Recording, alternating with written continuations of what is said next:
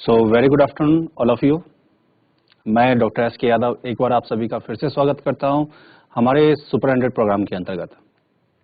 तो जैसा कि हम लोग ने कल क्लास के अंदर बहुत सारी चीज़ों के ऊपर डिस्कशन किया था, बहुत सारे प्रोडक्ट्स के बारे में बात की थी, जिसके अंदर हम लोगों ने जो है किस प्रकार से हम लोग ट्रेडिशनली जो है पुराने समय से ब्रेड बनाते आ रहे हैं। ठीक है, साथ ही साथ हम लोग इडली है, डोसा है, ठीक, उपमा है, इनका प्रोडक्शन करते आ रहे हैं। उससे पहले हम लोगों ने देख लिया था कि किस प्रकार से हम कर्ड वगैरह का निर्माण करते हैं या दूध के अन्य पदार्थों का निर्माण करते हैं। ठीक, अब जो हमारा कल हम लोगों ने डिस्कशन किया था आखिरी, उसके अंदर हम लोगों ने देखा था कि किस प्रकार से इंडस्ट्री के अंदर जो अल्कोहलिक बेवरेजेस होती हैं, पेय पदार्थ होते हैं, उनका निर्माण करते हैं।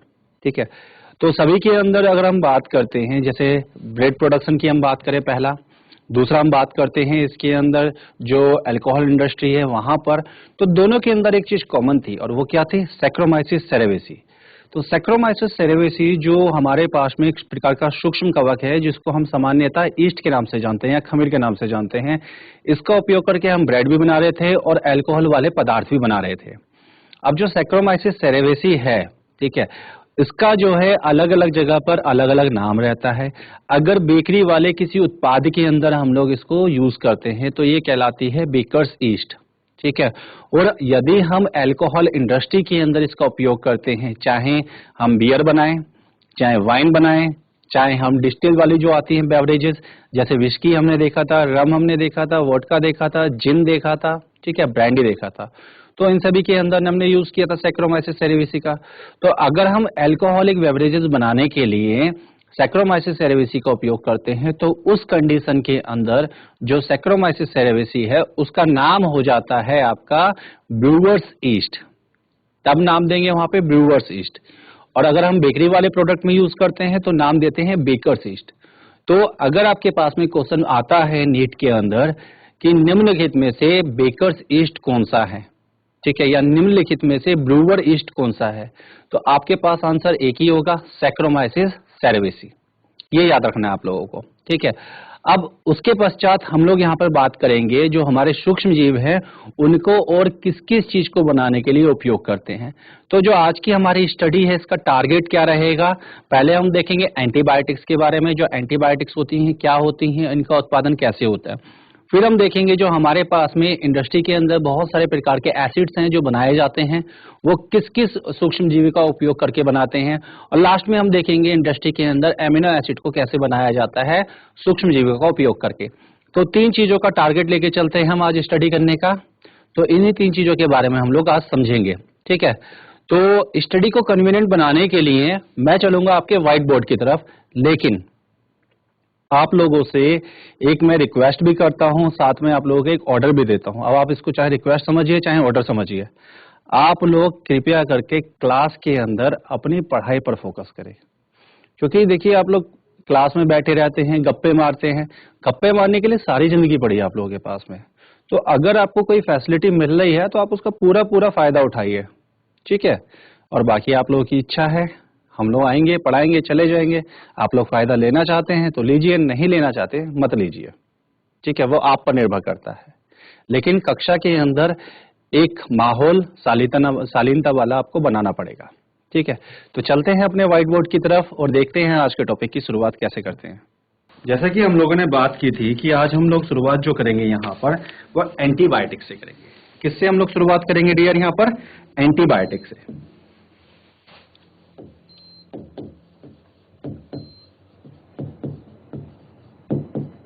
एंटीबायोटिक्स। अब बेसिकली एंटीबायोटिक्स को हम समझते हैं, इसको हिंदी में क्या कहते हैं? हिंदी में इसका नाम होता है प्रतिजैविक।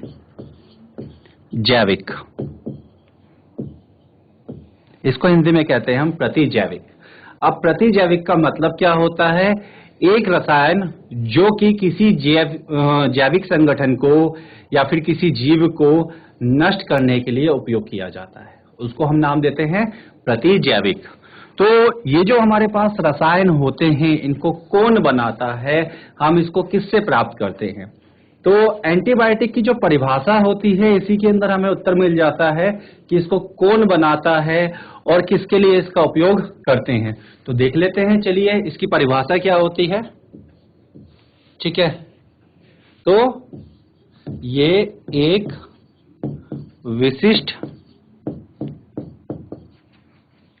प्रकार के रसायन होते हैं। रसायन मतलब केमिकल्स होते हैं जो एक प्रकार के सूक्ष्मजीव द्वारा स्रावित किए जाते हैं, द्वारा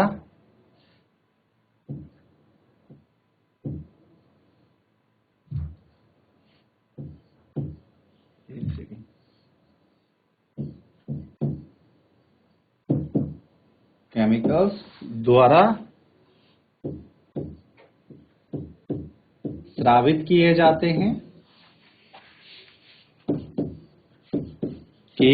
हैं और ये एक दूसरे प्रकार के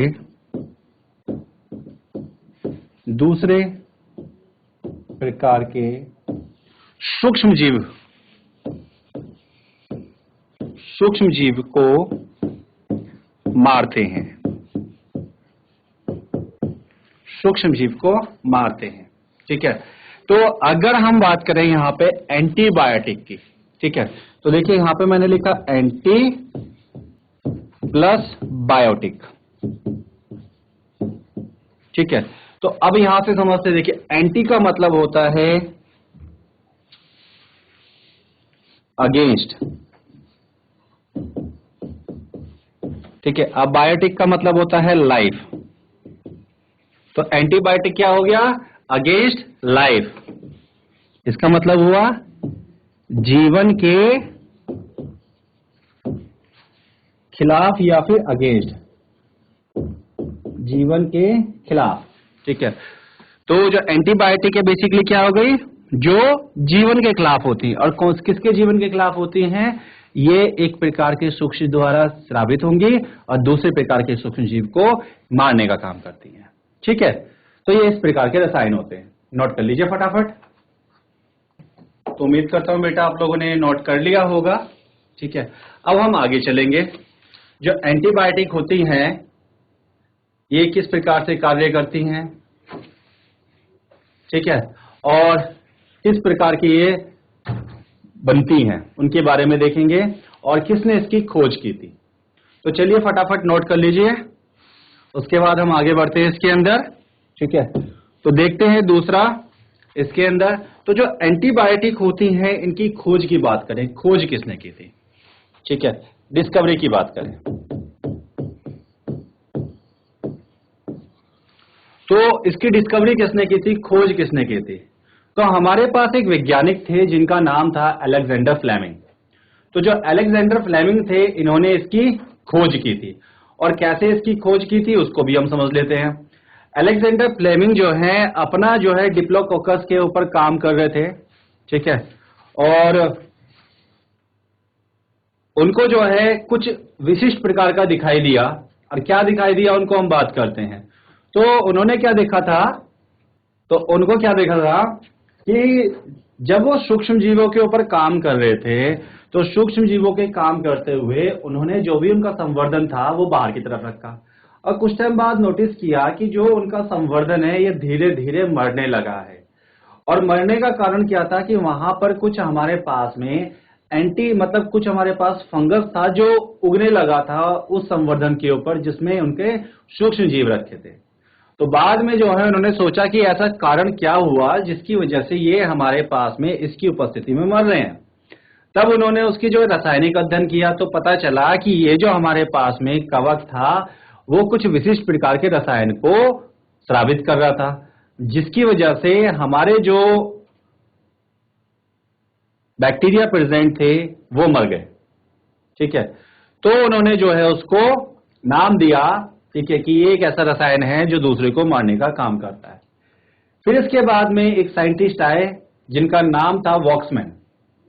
जो वॉक्समैन है, वॉक्समैन ने कहा कि जो रसायन स्रावित हो रहा है इस फंगस के द्वारा, वो कुछ और नहीं, वो एंटीबायोटिक है, क्योंकि ये लाइफ के अगेंस्ट काम कर रहा है। ठीक है, तब जाके उन्होंने जो है नाम प्रतिपादित किया एंटीबायोटिक। तो जो एंटीबायोटिक नाम है वो किसने दिया? वॉक्समैन ने। और खोज किसने की थी? अलेक्जेंडर फ्लेमिंग ने। ठीक है, चलिए तो देखते हैं आगे इसके बारे में। तो पहले डिस्कवरी की बात कर लेते हैं कि डिस्कवरी किसने की थी। ठीक है, तो इसे साथ साथ नोट करते चलेंगे बेटा। इसे अलेक्जेंडर फ्लेमिंग ने, अलेक्जेंडर फ्लेमिंग ने खोजा था। ठीक है, तो जो एंटीबायोटिक की खोज की थी किसने की थी? अलेक्जेंडर फ्लेमिंग ने। ठीक है, इसके आगे हम देखते हैं। ठीक, जो एंटीबायोटिक नाम दिया है वो किसने दिया है? तो एंटीबायोटिक नाम दिया था वॉक्समैन ने। एंटीबायोटिक नाम वॉक्समैन ने दिया था। वॉक्समैन ने दिया था, तो नाम दिया था वॉक्समैन ने। ठीक है, तो बेसिकली जो एंटीबायोटिक है ये किस प्रकार से काम करती है? देखिए, जब हम बात करते हैं यहां पर कि जो हमारे पास में एंटीबायोटिक है ये किस प्रकार से काम करेगी उसको समझते हैं। तो एंटीबायोटिक को समझ लेते हैं किस प्रकार से काम करेगी। देखो, जो एंटीबायोटिक काम करती है उसका एक तरीका होता है। ठीक, अब सबसे पहली चीज तो यह आती है कि जो हमारे पास में सूक्ष्म जीव है या एंटीबायोटिक बना ही क्यों रहे हैं? ऐसा क्यों नहीं होता है कि एंटीबायोटिक बनाने की आवश्यकता ना पड़े? तो उसके पीछे मैं कारण बताता हूं।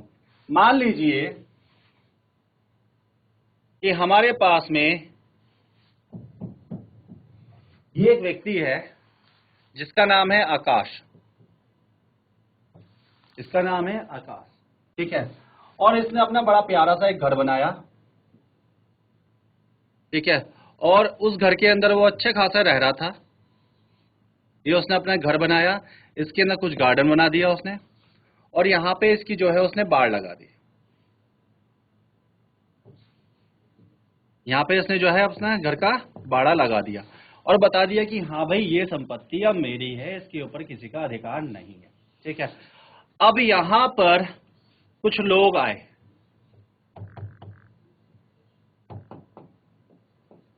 ये कुछ लोग आए गुस्से के अंदर और उन्होंने कहा कि आकाश ये जमीन हमको दे दे। इन्होंने कहा कि आकाश ये जमीन हमको दे दे, ये घर हमको दे दे तू। ठीक है, अब आकाश कहता है कि भाई मैं कैसे दे दूं, ये तो मैंने अपनी मेहनत से बनाया है, ऐसे कैसे दे दूं मैं तुमको। ठीक है, तो क्या होता है, इनके बीच में विवाद होने लगता है। अब विवाद होने लगता है तो भाई पहले तो यहाँ पे जो है एक दूसरे से कहा सुनी होती है, बातों के शुरू जो है एक दूसरे से ये अपनी चीजों को मनवाने लगते हैं। जब ये बातों से काम नहीं चलता तो फिर ये हथियारों का यूज करने लगते हैं। ठीक है, इधर से भी जो है गोलियां चलने लगी हैं, इधर से भी गोलियां चलने लगी हैं। ठीक है, इधर से तलवारें निकल गई हैं, इधर से तलवारें निकल गई हैं। अब विवाद को खत्म करने के लिए इन लोगों ने हिंसा को अपनाया और एक दूसरे के ऊपर हमला करने लगे। ठीक है, तो जो आकाश है उसने हिंसा को क्यों अपनाया? आकाश ने हिंसा को इसलिए अपनाया क्योंकि जो उसकी संपत्ति है उसके ऊपर कोई दूसरा आके है हमला करना चाहता है, उसको हड़पना चाहता है, उसको अपना बनाना चाहता है। तो ऐसे में जो आकाश है उसने अपनी रक्षा के लिए यहां पर हथियारों को उठाया और उनके ऊपर हमला किया। ठीक उसी प्रकार से सूक्ष्म जीव भी काम करता है। अब देखिए, सूक्ष्म जीव का साइज तो बेचारे का बहुत छोटा सा है। एक गोली के अंदर हजारों आपके जीवाणु हो जाएंगे। ठीक है, एक तलवार के अंदर करोड़ों आपके जीवाणु हो जाएंगे। तो बेचारों के पास तलवार और गोली तो होने से रही, तो तलवार गोली का वो फायदा उठा नहीं सकते। तो वो क्या करेंगे, वो कुछ ऐसी चीजों का उपयोग करेंगे जिनसे उनको रक्षा मिले। ठीक है, तब वो एक दूसरा तरीका उठाते हैं और क्या करते हैं कि जब इन जैसे ये हमारे पास में जीव आए, जैसे ये हमारे पास में मनुष्य आए, इन जैसे मनुष्य के समान कुछ जीव जब हमारे पास एक सूक्ष्म जीव के इलाके में वृद्धि करना शुरू करते हैं तो जो हमारे पास में सूक्ष्म जीव होता है उसको खतरा महसूस हो जाता है और वो क्या करेगा, यहां से रसायन रिलीज कर देगा, अपने अंदर से रसायन रिलीज कर देगा। तो ये जो रसायन है ये लक्ष्मण रेखा की तरह से काम करेंगे। अब इस लक्ष्मण रेखा की वजह से जो हमारे पास यहां से आने वाले सूक्ष्म जीव हैं वो यहां से आगे बढ़ ही नहीं पाएंगे, बढ़ेंगे तो क्या होगा, मर जाएंगे। ठीक है, तो इस तरह से उसने क्या किया, अपनी रक्षा कर ली। ठीक है, तो जो एंटीबायोटिक होती है वो इसलिए ही बनाई जाती है ताकि हमारे पास में जो सूक्ष्म जीव है वो अपनी रक्षा कर सके। ठीक है, और एंटीबायोटिक नाम इसलिए दिया गया क्योंकि ये जो केमिकल हैं ये इनको मारने का काम कर रहे हैं। ठीक है, तो उम्मीद करता हूं ये आपको थोड़ा सा कॉन्सेप्ट समझ में आया होगा कि एंटीबायोटिक क्या होती हैं और किस प्रकार से काम करती हैं। अब देखेंगे आगे चल के हम लोग इसके अंदर कि कौन कौन सी एंटीबायोटिक को हम लोग बनाते हैं और किस किस तरह से बनाते हैं और एंटीबायोटिक कितने टाइप की होती है। तो सबसे पहले तो हम लोग देखेंगे यहां पर जो एंटीबायोटिक्स होती हैं ये कितने प्रकार की होती हैं। तो पहले हम देखते हैं क्लासिफिकेशन ऑफ एंटीबायोटिक। अगर हम बात करें क्लासिफिकेशन ऑफ एंटीबायोटिक तो अगला देखेंगे हम लोग क्लासिफिकेशन ऑफ एंटीबायोटिक्स, मतलब प्रतिजैविक का वर्गीकरण, प्रतिजैविक का वर्गीकरण। अब देखते हैं कि इनका क्लासिफिकेशन क्या होता है और कैसे इनको क्लासिफाई किया जाता है। तो प्रतिजैविक के वर्गीकरण के अंदर पहला होता है ऑन द बेसिस ऑफ, ठीक है, एरिया ऑफ एप्लीकेशन। पहला होता है on the basis of area of application, application. ठीक है, उपयोगिता के क्षेत्र पर आधार पर। तो पहला हो गया उपयोगिता के क्षेत्र के आधार पर। अब उपयोगिता के क्षेत्र के आधार पर जो एंटीबायोटिक्स होती हैं बेटा, जो एंटीबायोटिक्स हमारी मिलेंगे यहां पर ये दो प्रकार की होती हैं, ये दो प्रकार की होती हैं। एक कहलाती है ब्रॉड स्पेक्ट्रम और दूसरी कहलाती है नैरो स्पेक्ट्रम। कौन कौन सी हो गई, एक हो जाएगी आपकी ब्रॉड स्पेक्ट्रम और दूसरी हो जाएगी हमारे पास नैरो स्पेक्ट्रम, नैरो स्पेक्ट्रम, और दूसरी हो गई बेटा ब्रॉड स्पेक्ट्रम, ब्रॉड स्पेक्ट्रम। अब नैरो स्पेक्ट्रम और ब्रॉड स्पेक्ट्रम क्या क्या हुई, इनको भी थोड़ा सा हम समझ लेते हैं। तो देखिए नैरो स्पेक्ट्रम वाली वो होती हैं जो कुछ ही प्रकार के जीवों को मारने का काम करती हैं, कुछ ही प्रकार के सूक्ष्म जीवों पर काम करती है, सभी को वो नहीं मार सकती। जबकि ब्रॉड स्पेक्ट्रम के अंदर वो आती हैं जो बहुत सारे अलग अलग प्रकार के जीवाणुओं के ऊपर हमला करने में सक्षम होती हैं, उनको मारने में सक्षम होती हैं। तो पहले हम इसकी बात कर लेते हैं, नैरो स्पेक्ट्रम कौन सी हुई, ये वो एंटीबायोटिक्स होती हैं, एंटीबायोटिक्स होती हैं जो केवल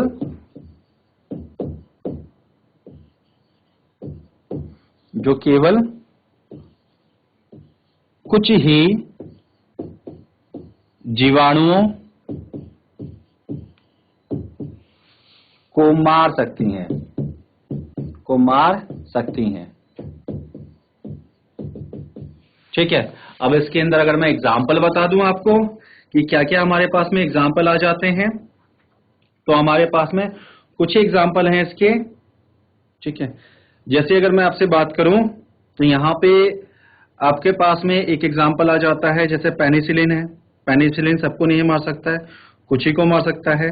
ठीक है, जैसे एग्जाम्पल की बात करें पेनिसिलिन, पेनिसिलिन, और ये नाम याद रखेंगे आप, पेनिसिलिन। ठीक है, वहीं दूसरी तरफ हम बात कर लेते हैं ब्रॉड स्पेक्ट्रम की। ठीक है, तो ब्रॉड स्पेक्ट्रम में कौन सी आती हैं, ब्रॉड स्पेक्ट्रम में वो आएंगी जो कई जीवाणुओं को मारने का काम कर सकती हैं। ठीक है, तो ये वो एंटीबायोटिक होती हैं, एंटीबायोटिक होती हैं जो कि जीवाणुओं की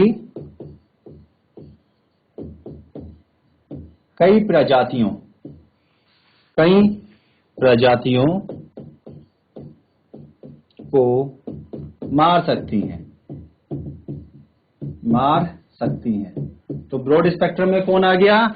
जो कई प्रकार की विजाणुओं को मार सकती हैं। अब एग्जाम्पल देख लेते हैं बेटा इसका हम, कि एग्जाम्पल क्या हो जाएगा। इसके एग्जाम्पल की बात करें हम तो इसमें नाम आ जाता है जैसे स्ट्रेप्टोमाइसिन,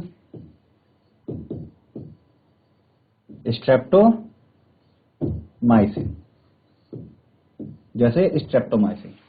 तो स्ट्रेप्टोमाइसिन हमारे पास में वो एंटीबायोटिक है जो कई प्रकार के विजाणुओं की, ठीक है, जीवाणुओं की प्रजातियों को खत्म करने के लिए उपयोग की जाती है। ठीक है, चलिए अब आगे हम बात करते हैं। इसके बाद अब हम देखेंगे दूसरा कि जो एंटीबायोटिक्स होती हैं उनका क्लासिफिकेशन किसके आधार पर होता है। ठीक है, चलिए देखते हैं नेक्स्ट को। उम्मीद करता हूं आप लोगों ने नोट कर लिया होगा। ठीक, अगला हम देखते हैं दूसरा classification on the basis of target microbes.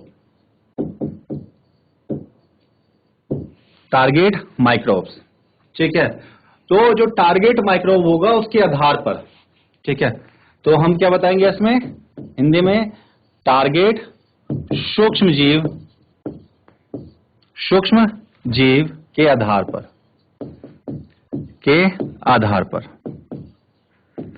अब यहां पर हमारे पास कई प्रकार के समूह बन जाते हैं इसके अंदर। तो जो एंटीबायोटिक्स हो जाती हैं यहां पर अगर हम बात करें तो हमारे पास एंटीबायोटिक यहां पर कई प्रकार की मिल जाएंगी आपको। अब कौन कौन सी मिल जाएंगी एंटीबायोटिक कई प्रकार की, तो देखिए, तो यहां पर हमारे पास बहुत सारे ग्रुप हैं जिनके खिलाफ हम इनका उपयोग कर सकते हैं। ठीक है, तो हम 4 को दिखा रहे हैं यहां पर।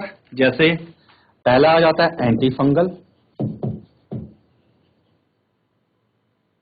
ठीक है, दूसरा आ जाता है हमारा एंटी बैक्टीरियल, ठीक है, तीसरा हमारे पास में आ जाता है आपका एंटी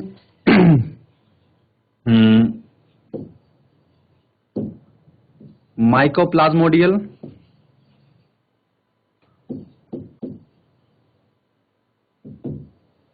ठीक है, और लास्ट आता है डियर हमारे पास में मिसलेनियस।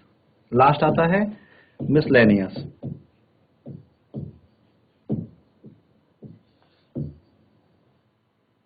ठीक है, ये हमारे पास में 4 प्रकार के हो जाते हैं। जैसे एंटी फंगल की बात करें तो एंटी फंगल किसके खिलाफ काम करती है? ये कवक के लिए उपयोग की जाती है। तो हम इसको उपयोग करेंगे कवक के लिए। ठीक है, अब एंटीबैक्टीरियल की बात कर लें तो एंटीबैक्टीरियल किसके लिए उपयोग की जाती है? एंटीबैक्टीरियल हम उपयोग करते हैं बैक्टीरिया के खिलाफ, मतलब जीवाणुओं के खिलाफ। ये जीवाणुओं के लिए उपयोग की जाती है।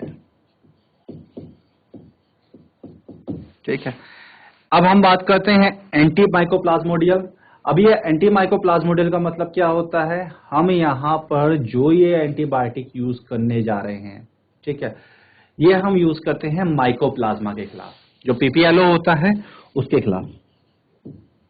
ये माइकोप्लाज्मा, अब जो माइकोप्लाज्मा है रखा तो उसको हम बैक्टीरिया के साथ ही हैं, लेकिन ये एक अलग प्रकार का होता है। ये माइकोप्लाज्मा के लिए उपयोग की जाती है। ठीक है, अब इसके बाद में फिर हमारे पास में अगला नाम किसका आता है? की जाती है। ठीक है, अब इसके बाद में हमारे पास मिसलेनियस है। मिसलेनियस की हम बात करें तो ये जो मिसलेनियस वाली होती हैं इनको हम कई के खिलाफ यूज कर सकते हैं। स्पेशली जैसे हम बात करें जो प्रोटोजोन के खिलाफ आ जाती है, एरिगल के खिलाफ आ जाती है, उनकी हम बात कर लेते हैं। ठीक है, ये कई प्रकार के जीवों के लिए उपयोग की जाती हैं। अब देखिए यहां पर ना एक ट्विस्ट है एंटीबायोटिक के अंदर। ट्विस्ट क्या है, मैंने यहां पर आपको कोई भी एंटीवायरल नहीं बताया है एंटीबायोटिक के अंदर। तो कोई भी एंटीबायोटिक जो है किसी भी वायरस को नष्ट नहीं कर सकती है। तो वायरस के खिलाफ कभी भी कोई भी आपकी एंटीबायोटिक बन ही नहीं सकती है। इसलिए तो आप लोगों ने देखा कि जब कोविड का इन्फेक्शन हुआ था तो कोविड के इन्फेक्शन के काल में हमारे पास कोई भी ऐसी मेडिसिन नहीं आई जिससे हम उस कोविड के वायरस को मार सके, क्योंकि हमारे पास कुछ ऐसा है ही नहीं। तो इसके लिए हमें क्या किया गया, हमें दी गई वैक्सीन, और ये जो वैक्सीन होती है ये हमारे इम्यून सिस्टम को स्ट्रांग बनाती है और हमारा इम्यून सिस्टम ही इसको मार देता है। ठीक है, तो हमारे पास कोई भी ऐसा केमिकल या रसायन नहीं है जो वायरस के खिलाफ काम करे, जिसको हम बना सके। हमारे पास एक ही तरीका है कि हम वैक्सीन को बना सकें। चलिए फटाफट नोट कर लीजिए।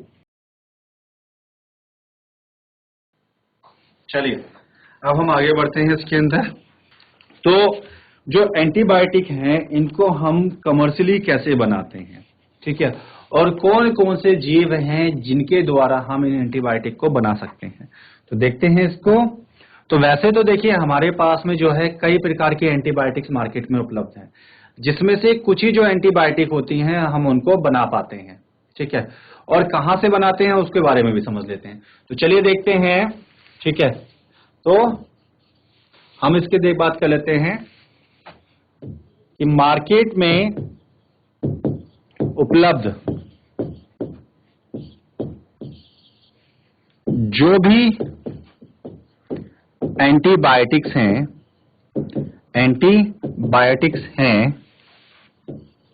वे सभी सूक्ष्म जीवों से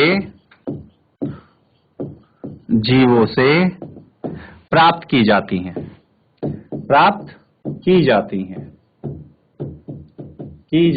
तो जितने भी एंटीबायोटिक कहां से मिलेंगी, सूक्ष्म जीवों से।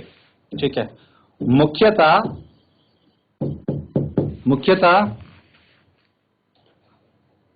कवक तथा जीवाणुओं का उपयोग करके या का संवर्धन करके कर सकते हैं, संवर्धन करके। संवर्धन का मतलब होता है कल्चर करके बड़े बड़े टैंक। अब ये जो टैंक है इनको कहते हैं फर्मेंटर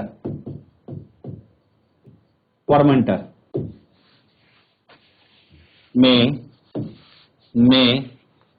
कल्चर मीडिया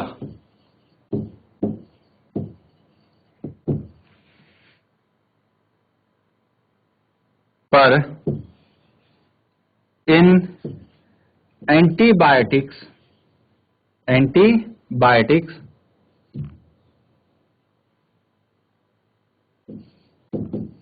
एंटीबायोटिक्स को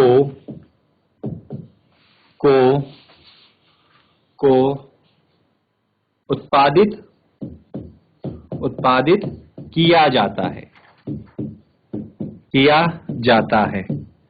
ठीक है, तो देखिए हमारे पास क्या है, हम किसका उपयोग कर रहे हैं यहां पर, तो कवक तथा जीवाणुओं का। यहां पे ध्यान देने वाली बात है कि एंटीबायोटिक बनाने के लिए हम कवक और जीवाणुओं का उपयोग करते हैं, और यही है जो एंटीबायोटिक बनाने में हमारी हेल्प करते हैं। ठीक है, तो हमारे पास में जो सबसे ज्यादा मिलता है एंटीबायोटिक किस से मिलता है, हम उसकी बात करेंगे। तो देखिए जो हमारे पास कवक हैं, जो फंजाई हैं, फंजाई के अंदर जो एंटीबायोटिक मिलती है हमें, ये किस से मिलती है, जैसे मैं आपको बता दूं, एक एग्जांपल आ जाएगा पेनिसिलियम। तो पेनिसिलियम हमारे पास में एक कवक है जिससे अलेक्जेंडर फ्लेमिंग ने पहली एंटीबायोटिक पेनिसिलिन को लिया था। तो एक तो पेनिसिलियम हो गया, दूसरा हमें इसके अंदर हो गया सिफेलोस्पोरियम।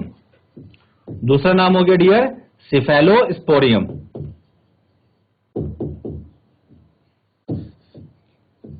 सिफेलोस्पोरियम।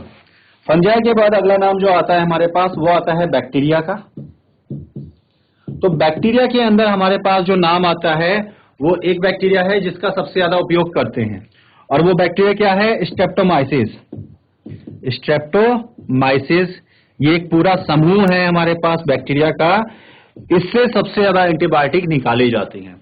तो मैं आपको बता सकता हूं कि हमारे पास में लगभग 6000 ऐसी हैं, ठीक है, जो हमारी एंटीबायोटिक हैं, जिसमें से ठीक है लगभग 1000 तो हम इनसे निकालते हैं, ठीक है, और लगभग 2000 टाइप की डिफरेंट एंटीबायोटिक्स हम इससे प्राप्त करते हैं।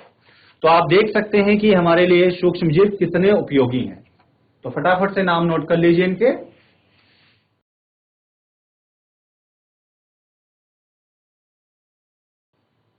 तो चलिए बेटा, आप लोगों ने नोट कर लिया होगा, ठीक है। अब हम बात करेंगे यहां पर कि हम किस प्रकार से इनसे जो है अब जीवों सूक्ष्म जीवों से विभिन्न प्रकार के एसिड का निर्माण कराते हैं। तो चलिए हम बात कर लेते हैं यहां पे एसिड के निर्माण में। दूसरा हम देख लेते हैं यहां पर बेटा एसिड्स के निर्माण में। तो हम यहां पे बात करेंगे अगले एप्लीकेशन की। अगले एप्लीकेशन क्या है हमारे पास? वो है ऑर्गेनिक एसिड्स के निर्माण में। तो देखिए हम लोग यहाँ पे कितनी चीजों को पढ़ चुके हैं उसको समझ लेते हैं। तो अभी तक हम लोगों ने जो देखा है, क्या क्या देख लिया? एक तो हम लोगों ने देख लिया हमारे घर में हाउस होल्ड प्रोडक्ट्स में क्या यूज कर सकते हैं। तो पहला हमने देखा था house hold products. House hold products मतलब घरेलू सामान को बनाने के लिए, तो पहला हम लोगों ने देख लिया, ठीक है। अब उसके बाद में फिर हम लोगों ने देखा है इसके अंदर अगला दूसरा था हमारे पास में, ठीक है, इंडस्ट्रियल प्रोडक्ट। Industrial products. अब इंडस्ट्रियल प्रोडक्ट्स के अंदर हम लोगों ने किस किस को देखा? देखिए इंडस्ट्रियल प्रोडक्ट्स के अंदर एक नाम हम लोगों ने यहां पर देखा किस चीज का? तो पहला आता आपका अल्कोहलिक बेवरेजेस। अल्कोहलिक बेवरेजेस, ठीक है। दूसरा हम लोगों ने देख लिया यहां पर एंटीबायोटिक्स। एंटीबायोटिक्स। अब हम तीसरा देखेंगे यहां पर, जो तीसरा है वो क्या होगा? तीसरा होगा हमारे यहां पर ऑर्गेनिक एसिड।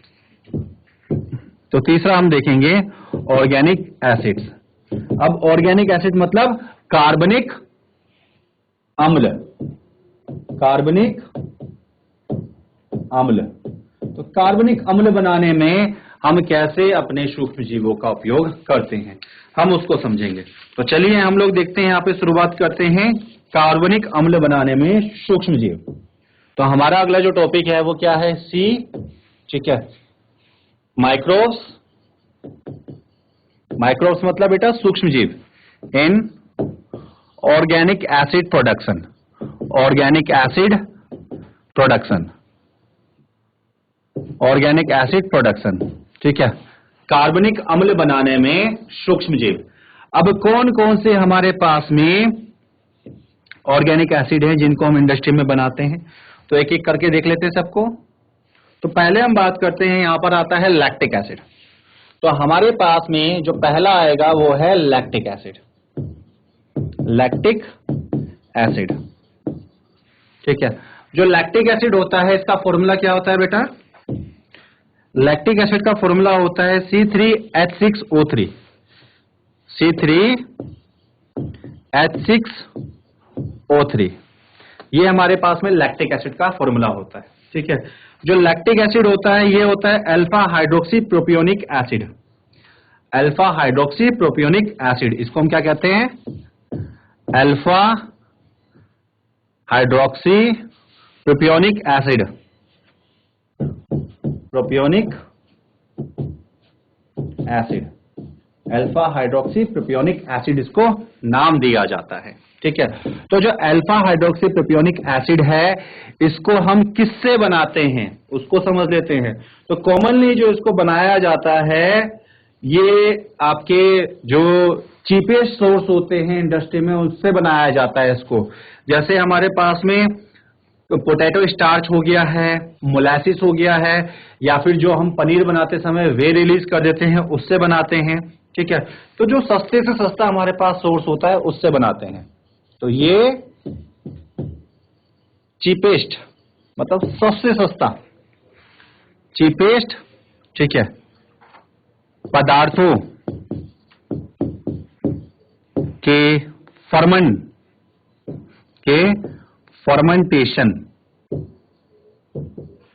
से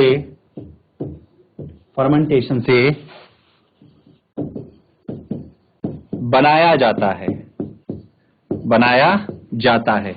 तो जो हमारे पास सस्ते आपके पदार्थ होते हैं उनके फर्मेंटेशन से इसको बनाया जाता है। जैसे एग्जांपल की हम बात कर लें, एग्जांपल में जैसे कॉर्न स्टार्च क्या होता है बेटा, जो आपके पास पॉपकॉर्न होता है ना, तो पॉपकॉर्न जो बनता है किससे बनता है, मक्का से। तो मक्के को ही जो स्टार्च प्राप्त होता है उसको कहते हैं कॉर्न स्टार्च नाम हो गया, ठीक है। जैसे पोटैटो स्टार्च हो गया, पोटैटो स्टार्च, ठीक है।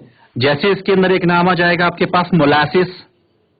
तो जो मोलासिस है बेटा क्या होता है, जो हम चीनी बनाते हैं, तो जो आप चीनी बना रहे हो, चीनी का जो सेकेंडरी प्रोडक्ट है, जो बाय प्रोडक्ट है, वो होता है मोलासिस, ठीक है।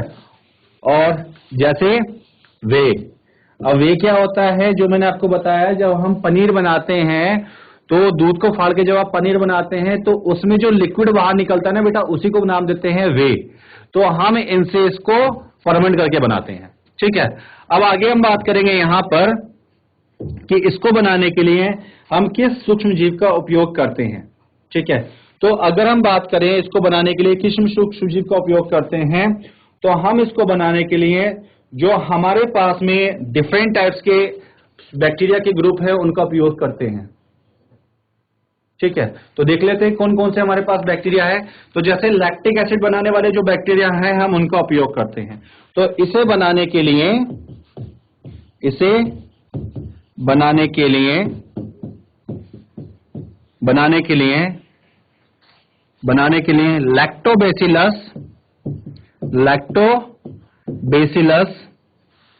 लैक्टोबैसिलस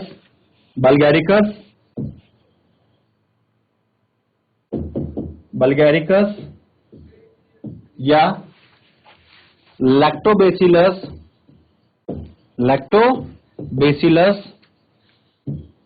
एसिडोफाइलस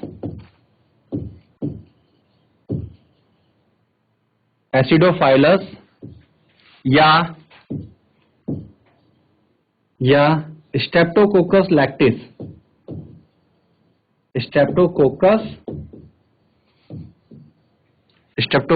लैक्टिस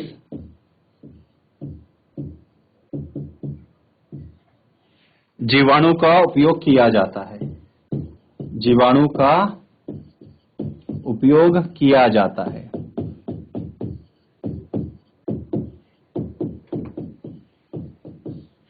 तो देखिए हम इन जीवाणुओं का उपयोग करके इसको प्राप्त कर सकते हैं, ठीक है। चलिए अब आगे हम देखेंगे। इसके बाद अगला नाम आता है आपका सिट्रिक एसिड, ठीक है, कि सिट्रिक एसिड किस से हम बनाते हैं और सिट्रिक एसिड होता क्या है। तो चलिए देख लेते हैं सिट्रिक एसिड को कैसे बनाया जाता है, ठीक है।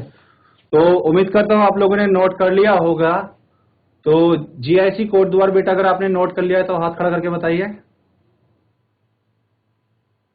ठीक है। जीआईसी बरकोड बेटा आपने नोट कर लिया है, यदि हाँ तो हाथ खड़ा करके बताइए, ठीक है। अब हम बात करेंगे यहां पर सिट्रिक एसिड की। तो दूसरा नाम आता है हमारे पास सिट्रिक एसिड।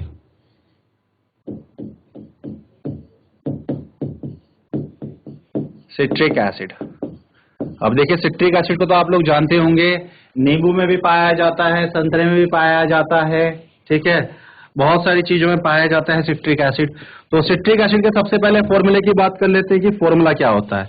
इसका फॉर्मूला होता है C6H8O7, C6H8O7 इसका फॉर्मूला होता है, ठीक है। अब इसको बनाने के लिए हम क्या करते हैं, वैसे तो हम बहुत सारी चीजों का उपयोग कर सकते हैं, लेकिन इसको बनाने के लिए सबसे अच्छा जो हमारे पास में सूक्ष्म जीव होता है वो होता है एक कवक, जिसका नाम है एस्परजिलस नाइगर, ठीक है। तो एस्परजिलस नाइगर से हम इसको बनाते हैं। तो सबसे पहली चीज, इसे बनाने के लिए हम किस चीज का उपयोग करेंगे तो हम उसकी बात कर लेते हैं, ठीक है। तो इसे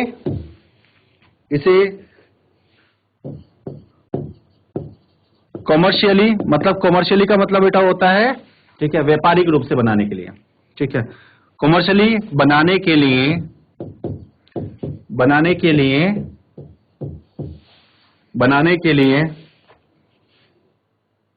लिए beetroot molasses, beetroot मतलब क्या हुआ बेटा, बीट रूट होता है आपका, जो आप लोगों ने देखा चुकंदर जो हम लोग खाते हैं वो होता है beetroot, beetroot molasses. अब मोलासिस मैंने आपको बताया है अभी कि चीनी बनाने के लिए जो बाद में हमारा बाय प्रोडक्ट निकलता है उसको मोलासिस कहते हैं, हिंदी में कहते हैं इसको शीरा, हिंदी में कहते हैं शीरा, हिंदी में कहते हैं इसको शीरा, ठीक है। मोलासिस ग्लूकोज, सुक्रोज, स्टार्च आदि का फर्मेंटेशन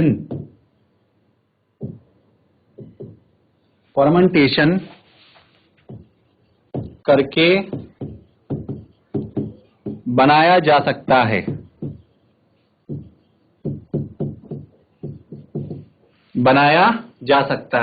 ठीक है बेटा। अब इसके अंदर हम बात कर लेते हैं इसको बनाने के लिए किसका उपयोग करते हैं। तो इसे बनाने के लिए हम एक कवक का उपयोग करते हैं जिसका नाम होता है एस्परजिलस नाइगर। इसे बनाने के लिए एस्परजिलस नाइगर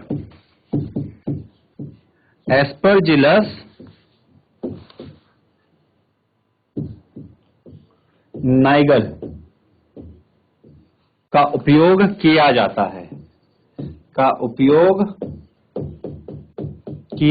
है, तो हम एस्परजिलस नाइगर की सहायता से इसको बनाते हैं, ठीक है। चलिए फटाफट नोट कर लीजिए, फिर इसके बाद हम आगे देखेंगे, ठीक है। इसके बाद अगला होता है हमारे पास ग्लूकोनिक एसिड। तो हम कमर्शियली उसको कैसे बनाते हैं, ये डबल एल कर लीजिएगा, ठीक है। उसको कमर्शियली कैसे बनाते हैं उसको देख लेते हैं हम लोग। चलिए, तो नोट कर लिया आप लोगों ने, ठीक है। आगे बढ़ते हैं, अगला है हमारे पास तीसरा ग्लूकोनिक एसिड।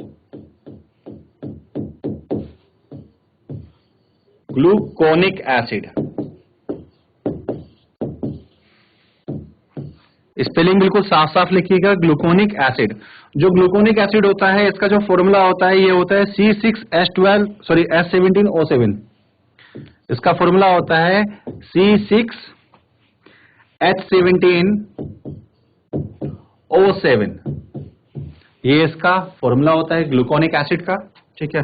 तो जो ग्लूकोनिक एसिड आपका बनाया जाता है कमर्शियली, इसको बनाने के लिए हम किसका उपयोग करते हैं, देखिए नाम से ही पता चल जाएगा हम किसका उपयोग करते हैं, ग्लूकोनिक। कहीं पे लग रहा है ना ग्लूकोज जैसा नाम, तो इसका मतलब हम ग्लूकोज का फर्मेंटेशन कराकर इसको बनाते हैं, ठीक है। तो कमर्शियली मतलब बेटा व्यापारिक स्तर पर, कमर्शियली इसे ग्लूकोज के फर्मेंटेशन का मतलब हुआ किण्विकरण, पहले ही बता चुका हूं, के द्वारा, इसे ग्लूकोज के फर्मेंटेशन के द्वारा बनाया जाता है,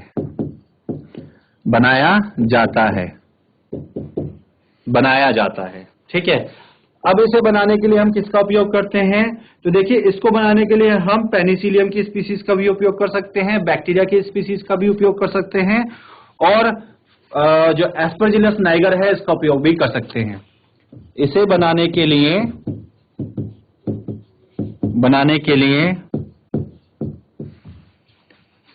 फंजाई मतलब कवक अथवा बैक्टीरिया का उपयोग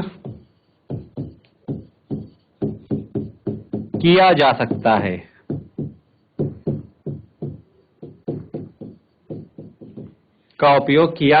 है। अब एग्जाम्पल देख लेते हैं बेटा हम कि कौन कौन सा हमारे पास बनाते हैं। जैसे एस्परजिलस नाइगर अभी पीछे बताया है, एस्परजिलस एक नाम मैंने बताया आपको नाइगर, एस्परजिलस नाइगर, इससे हम कर सकते हैं। इसके अलावा जैसे पेनिसिलियम की प्रजाति का उपयोग कर सकते हैं, पेनिसिलियम की प्रजाति हम इसका उपयोग कर सकते हैं और इसके माध्यम से हम ग्लूकोनिक एसिड बना सकते हैं। ठीक है, अगला हम देखेंगे बेटा इसके अंदर ब्यूटायरिक एसिड। ब्यूटायरिक एसिड किससे बनाया जाता है और कैसे बनाया जाता है उसके बारे में हम समझेंगे। ठीक है, ठीक है बेटा, चलिए फटाफट से नोट करिए, फिर हम इसको आगे बढ़ते हैं। तो अगली हेडिंग डालिएगा बेटा इसके अंदर ब्यूटायरिक एसिड। जो अगला है बेटा हमारे पास वो है ब्यूटायरिक एसिड। तो हमारे पास चौथा आ जाएगा ब्यूटायरिक एसिड। ब्यूटायरिक एसिड मतलब ब्यूटायरिक अम्ल। अब ब्यूटायरिक एसिड जो होता है या जो ब्यूटायरिक अम्ल है, इसके फॉर्मूले की अगर मैं आपसे बात करूं तो ये होता है C4H8O2। ये होता है C4H8O2। C4H8O2 ये हमारा ब्यूटायरिक एसिड का फॉर्मूला होता है। जो ब्यूटायरिक एसिड होता है इसकी हम बात करें तो इसमें एक अजीब सी स्मेल आती है।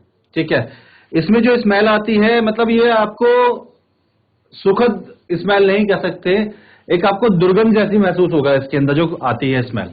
ठीक है, तो जो हमारे पास में ब्यूटायरिक एसिड होता है, ब्यूटायरिक एसिड को बनाने के लिए हम क्या करते हैं, हम बटर का उपयोग कर सकते हैं।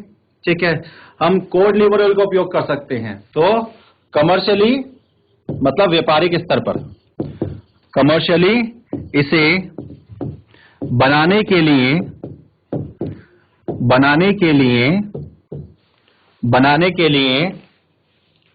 बटर, अब बटर तो बेटा आप लोगों को पता है ना क्या होता है, मक्खन। बटर या फिर हम किसका यूज कर सकते हैं, cod liver oil. Cod liver oil ये जो मछली का तेल होता है उसकी हम बात कर रहे हैं, कोड लीवर ऑयल। ठीक है, आदि का फर्मेंटेशन, और आपको पता है ना अभी तक फर्मेंटेशन की ही बात कर रहे हैं, फर्मेंटेशन करते हैं। तो हम इसको फर्मेंटेशन करके प्राप्त करते हैं। अब किस सूक्ष्म जीव का उपयोग करके हम इसको बनाते हैं, तो हमारे पास एक सूक्ष्म जीव होता है जिसका नाम होता है क्लोस्ट्रीडियम ब्यूटायरिकम। नाम से पता चल रहा है क्लोस्ट्रीडियम ब्यूटायरिकम। तो ये जो क्लोस्ट्रीडियम ब्यूटायरिकम है ये ब्यूटायरिक एसिड को बनाता है। जैसे एक एग्जांपल मैं आप लोगों को देता हूं आप लोगों के घर के अंदर भी बड़ा अच्छा एग्जांपल मिलता है इसका। जब घर के अंदर आप मक्खन लेते हैं और मक्खन को आप फ्रिज में मत रखिए, उसको पिघला कर घी मत बनाइए, तो कुछ समय बाद क्या होगा, एक गंदी सी स्मेल आती है मक्खन में से और साथ ही साथ एक कड़वा टेस्ट आपको महसूस होता है। तो ये जो कड़वा टेस्ट है और ये जो गंदी सी स्मेल है ये ब्यूटायरिक एसिड के बनने की वजह से होती है। तो जो वो मक्खन है जो वो खराब हो रहा है, उसका खराब होने का कारण होता है कि उसके ऊपर क्लोस्ट्रीडियम ब्यूटायरिकम जो हमारा जीवाणु है वो वृद्धि कर जाता है और उसकी वजह से वो उसका फर्मेंटेशन कर देता है। ठीक है, तो हालांकि वो हमारे भोजन को खराब करता है लेकिन ब्यूटायरिक एसिड अपने लिए एक अलग फायदे के लिए ही इंडस्ट्री में उपयोग किया जाता है। ठीक है, तो हम इसे बनाने के लिए किसका उपयोग करते हैं देख लेते हैं। ठीक है, तो हम बात कर लेते हैं इसे मुख्यतः क्लोस्ट्रीडियम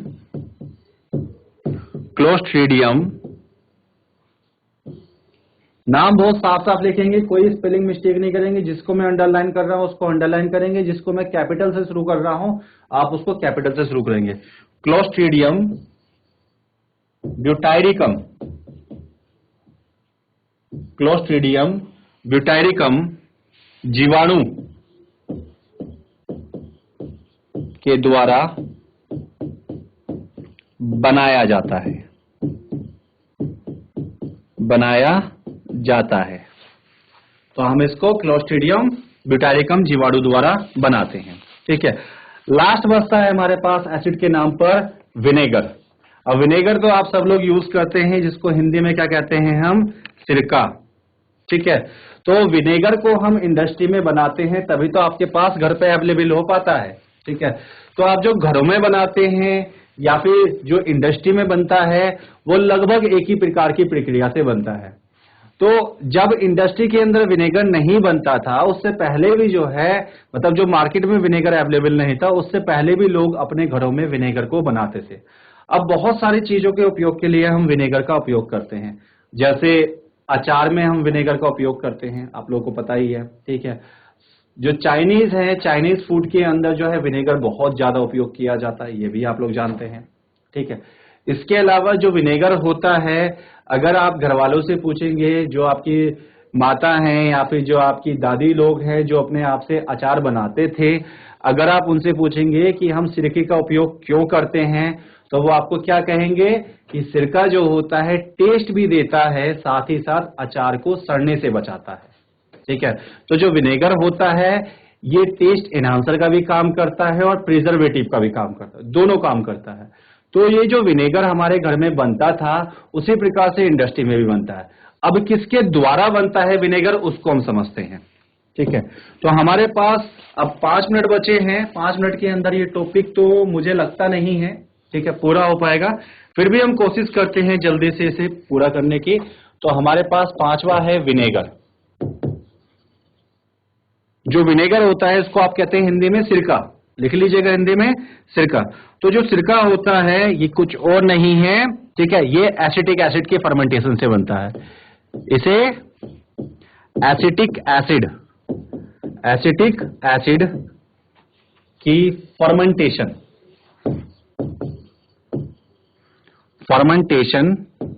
प्रक्रिया द्वारा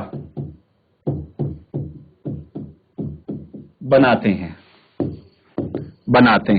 तो हम एसिटिक एसिड फर्मेंटेशन कराते हैं, जिसके अंदर एसिटिक एसिड बनता है और उसके बाद ये हमें प्राप्त होता है।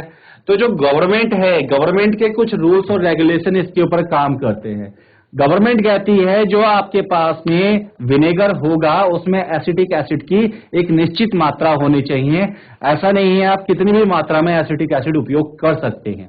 ठीक है, तो जो मार्केट के अंदर बहुत सस्ते जो आपके पास में विनेगर आते हैं, वो क्या करेंगे, एसिटिक एसिड के साथ में पानी मिला देंगे, दे देंगे। कोई मापदंड नहीं होता उनका, जिसकी वजह से हानि सबसे ज्यादा होती है।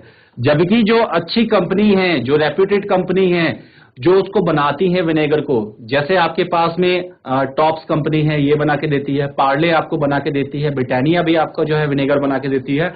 तो इन कंपनियों का जो विनेगर होता है वो पूरा मानक फॉलो करती हैं और गवर्नमेंट के हिसाब से 4% एसिटिक एसिड विनेगर कंसीडर किया जाता है। ठीक है, तो गवर्नमेंट ऑफ इंडिया के अनुसार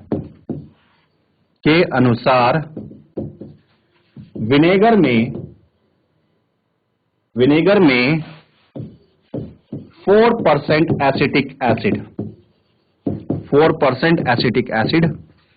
अब 4% एसिटिक एसिड का मतलब क्या हुआ, मान लीजिए कि मेरे पास में 100 ml विनेगर है। क्या है, 100 ml विनेगर है। तो इस 100 ml विनेगर के अंदर क्या होगा, 4 ml होगा एसिटिक एसिड और प्लस 96 ml होगा वाटर। ठीक है, 96 ml वाटर होना चाहिए। ठीक है, तो according to government of India vinegar के अंदर केवल 4% एसिटिक एसिड होना चाहिए, उसी को हम विनेगर कहेंगे, वरना ये आपके लिए हार्मफुल हो जाएगा। वैसे भी विनेगर ज्यादातर आपको नुकसान ही पहुंचाता है, अगर आप बहुत ज्यादा उपयोग करते हैं, हड्डियां कमजोर हो जाती हैं आपकी। ठीक है, इसके बाद हम बात करते हैं, तो इसे जो बनाया जाता है वो कैसे बनाया जाता है। इसको बनाने के लिए शर्करा जिस पदार्थ के अंदर उपस्थित होती है उसका हम एसिडिक फर्मेंटेशन कराते हैं। ठीक है, तो इसे बनाने के लिए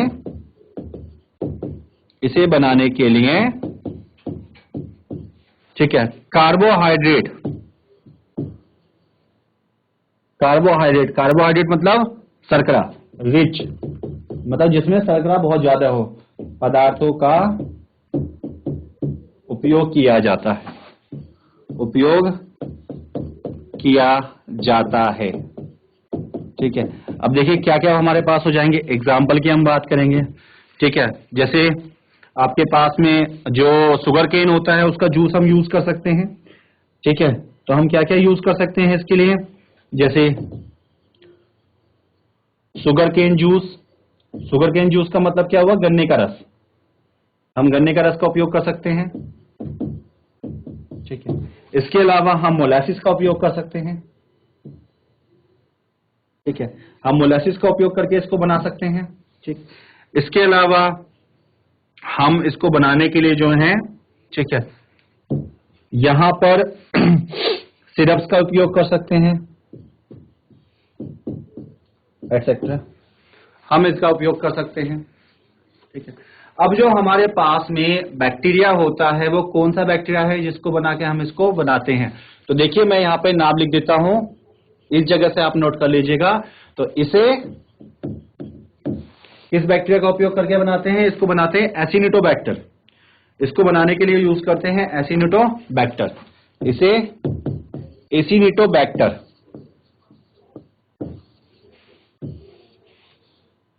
के उपयोग करके बनाते हैं, के उपयोग से बनाते हैं। ठीक है, तो बेटा यहां पर हमारे पास इंडस्ट्री के अंदर एंटीबायोटिक कैसे बनाई जाती है, किसकी सूक्ष्म जीव से बनाई जाती है, वो मैं आपको बता चुका हूं। ठीक है, साथ ही साथ मैं आपको ये भी बता चुका हूं कि हमारे पास कितने प्रकार के एसिड्स होते हैं जिनको हम इंडस्ट्री के अंदर बनाते हैं, ये भी बता चुका हूं। ठीक है, अब जो है हम इसके अंदर ये देखेंगे कि हमारे पास जो है अगली क्लास के अंदर कि और किन किन चीजों के लिए हम सूक्ष्म जीवों का उपयोग करते हैं। जो कल है, कल हम लोग इसके अंदर आगे देखेंगे कि हम किस प्रकार से एमिनो एसिड के प्रोडक्शन में इसका उपयोग करते हैं। ठीक है, इसके साथ साथ विटामिन के बारे में हम बात करेंगे कि विटामिन के निर्माण के अंदर हम सूक्ष्म जीवों का उपयोग करते हैं। इसके अलावा हम यहाँ पर बात करेंगे जो हमारे पास सूक्ष्म जीव होते हैं इनके उपयोग करके हम प्रोटीन के रूप में भी कर सकते हैं, जिसे आप सिंगल सेल प्रोटीन के नाम से जानते हैं। तो इन सब चीजों के बारे में हम डिस्कस करेंगे। तो उम्मीद करता हूं कि आप लोगों को आज का लेक्चर समझ में आया होगा, पसंद आया होगा। ठीक है, तो मिलते हैं हम लोग कल फिर एक बार और देखेंगे इसके अंदर आगे के टॉपिक्स को। तब तक के लिए आप सभी को goodbye, all the best, स्वस्थ रहिए और परिवार को भी स्वस्थ रखिए।